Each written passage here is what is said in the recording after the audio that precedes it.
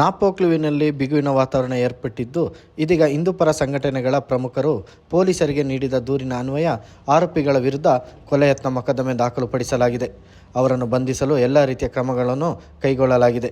ಇಂದು ಗೌತಮ್ ಎಂಬುವರು ಅಂಗಡಿಯೊಂದರಲ್ಲಿ ಸಾಮಗ್ರಿಗಳನ್ನು ತೆಗೆಯಲು ಹೋದಾಗ ಅಂಗಡಿಯಲ್ಲಿದ್ದ ಹಂಸ ಅವರ ಪುತ್ರ ಸುಹೇಲ್ ಎಂಬಾತ ಗೌತಮ್ನ ಜೀಪಿನಲ್ಲಿದ್ದ ಕೇಸರಿ ಧ್ವಜವನ್ನು ಹಾಕಿರುವ ಬಗ್ಗೆ ಪ್ರಶ್ನಿಸಿದಾಗ ಹಿಂದೂ ಸಂಗಮದ ಬಗ್ಗೆ ಪ್ರಚಾರಪಡಿಸಲು ಎಂದು ಹೇಳಿದ ಕ್ಷಣ ಅಲ್ಲೇ ಇದ್ದ ಕಬ್ಬಿಣದ ರಾಡ್ನಿಂದ ಗೌತಮ್ಗೆ ಹೊಡೆದಿದ್ದು, ನಂತರ ಅಲ್ಲೇ ಇದ್ದ ಸಿದ್ದಿಕ್, ನಾಫಿ, ರೌಶಿದ್ ಎಂಬುವರು ಬ್ಯಾಟು ಹಾಗೂ ದೊಣ್ಣೆಯಿಂದ ಹಲ್ಲೆ ಮಾಡಿ ಅವಾಚ್ಯ ಶಬ್ದಗಳಿಂದ ಬೈದಿದ್ದಾರೆ ಎಂದು ದೂರು ನೀಡಲಾಗಿದೆ.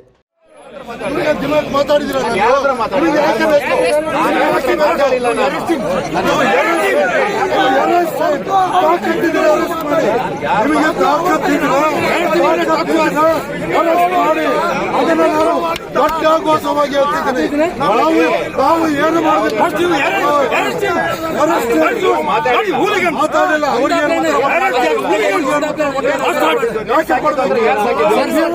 ಡಿಪಾರ್ಟ್ಮೆಂಟ್ನವರೇ ಬೆಳೆಸಿದ್ದು. ಆ 4 ಜನರಲ್ಲಿ ನಮ್ಮ ಅನೂಪ್ ಸರ್ ಅವರ ನಂಬಿಕೆ ಮೇಲೆ ನಾವು ಹೇಳ್ತಾ ಇದ್ದೀನಿ. ಒಬ್ಬನನ್ನು ಅರೆಸ್ಟ್ ಮಾಡಿದಾರಂತೆ. ಇನ್ನು 3 ಜನರನ್ನು ನಾಳೆ ಮಧ್ಯಾಹ್ನದವರೆಗೆ ಟೈಮ್ ಕೊಡೋಣ. ನಾಳೆ ಮಧ್ಯಾಹ್ನಕ್ಕೆ ನಾಳೆ ನಮ್ಮ ಸಮಾವೇಶ ಇದೆ.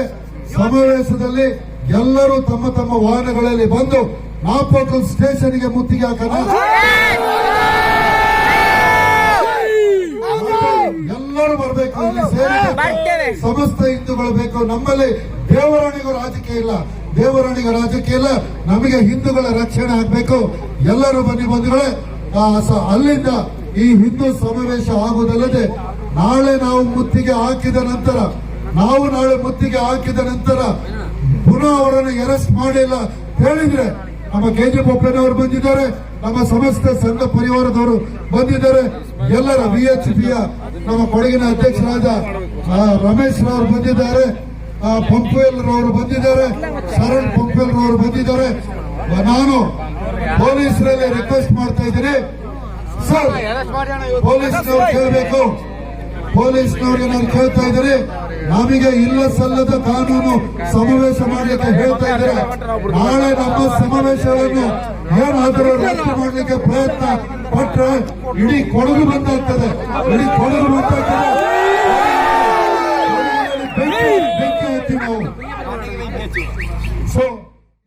ನಂತರ ಹಲ್ಲೆ ನಡೆಸಿದ ಆರೋಪಿಗಳು ಕೆಂಪು ಬಣ್ಣದ ಕಾರಿನಲ್ಲಿ ಪರಾರಿಯಾಗಿದ್ದಾರೆ ಎಂದು ದೂರಿನಲ್ಲಿ ಉಲ್ಲೇಖಿಸಲಾಗಿದೆ.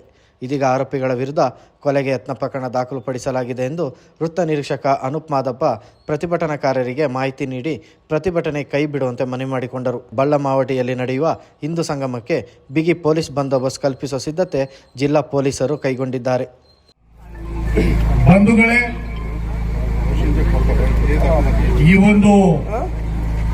ಇವತ್ತೇನು ಈ ಹೊತ್ತಿನಲ್ಲಿ ನಾವು ಸೇರ್ಬೇಕು, ನಮ್ಮ ರಕ್ಷಣೆಯನ್ನ ನಾವೇ ಮಾಡಬೇಕು ಅನ್ನೋ ಪರಿಸ್ಥಿತಿ ಬರ್ತದೆ ಅನ್ನುವಂಥದ್ದು ಎಲ್ಲರಿಗೂ ಗೊತ್ತಿದ್ದ ವಿಚಾರ. ಅದೇನೇ ಇರಲಿ, ಇವತ್ತು ಬಹುಶಃ ಬಹಳ ನೋವಿಂದ ಹೇಳಬೇಕಾಗ್ತದೆ, ಎಲ್ಲ ಪೊಲೀಸ್ ಸ್ಟೇಷನ್ಗಳು ಇವತ್ತು ಕಾಂಗ್ರೆಸ್ ಕಚೇರಿಗಳಾಗಿದ್ದಾವೆ.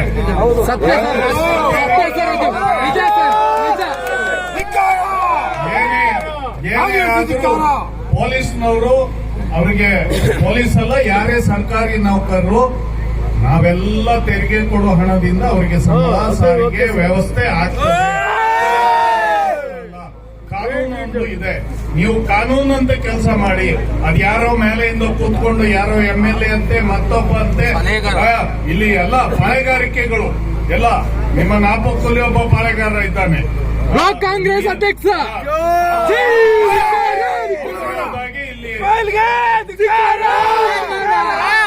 ಅರೆಸ್ಟ್ ಮಾಡಿ ಅಂದ್ರೆ ಮಾಡೋದು. ಮತ್ತೆ ಏನೇ ಸರ್, ನಾವು ವಿರೋಧ ಪಕ್ಷದವರು ಯಾರೇ ಇರಲಿ, ನಾನು ಆ ಪಾರ್ಟಿ ಈ ಪಾರ್ಟಿ ಅಂತ ಹೇಳಲ್ಲ. ಏನಾದ್ರೂ ಟೀಕೆ ಮಾಡಿದ್ರೆ ಎಲ್ಲದಕ್ಕೂ ಸುಮೋಟೋ ಕೇಸ್ ಪೊಲೀಸ್ನವರು